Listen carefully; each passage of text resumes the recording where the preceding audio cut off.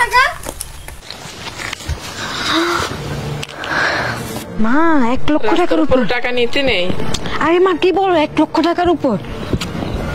আগে দেখ আশেপাশে কেউ আছে কিনা। চলো মা। রিক্সা। এই শুনেন, আমাদেরকে ডাকছেন? জি জি ভাইয়া, কিছু বলবেন?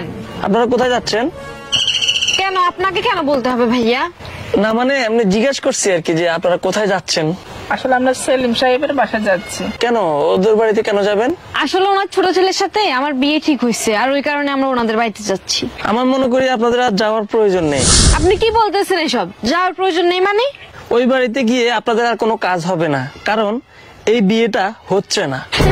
কি আজগবি কথাবার্তা, বিয়ে হবে না মানে? আমার ওষুধ অলরেডি বিয়ে ঠিক, কালকে গায়ে হলুদ, পরশুদিন বিয়ে। আসলে আমি কোনো আজগবি কোনো কথাবার্তা বলতেছি না, আমি যা বলতেছি সত্যি বলতেছি। আপনার যে ছেলের সাথে আপনার বিয়ে ঠিক হয়েছে ওই ছেলের সাথে আপনার আর বিয়ে হচ্ছে না। সো আপনি ওই দিকে না গিয়ে আপনার নিজের বাড়িতে ফিরে যান, সেটাই আপনার অনেক ভালো হবে। বাড়িতে চলে যান, চলে যান।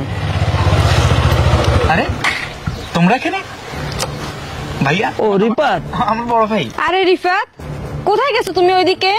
আর ভাইয়া মানে কিসের ভাইয়া? আরে তোমায় বললাম না আমার বড় ভাই, কানাডা থেকে বলছি না, 2-3 দিন থেকে চলে যাবে, আমার বিয়ে উপলক্ষে আসছে ও। ও আচ্ছা, আসসালামু আলাইকুম ভাইয়া।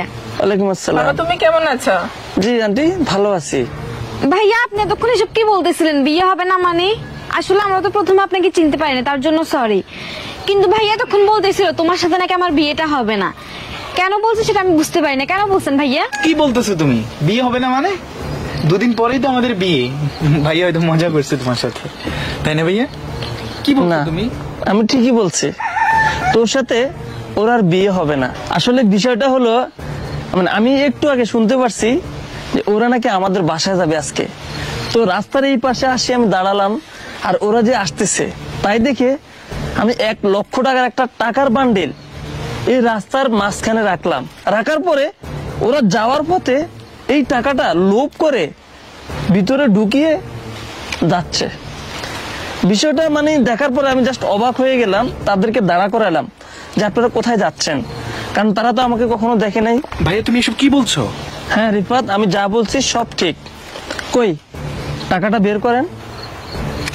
দেখেছো রিফাত, পুরো 1 লক্ষ টাকা আমি ব্যাংক থেকে সকালবেলায় গিয়ে উঠে আনছি।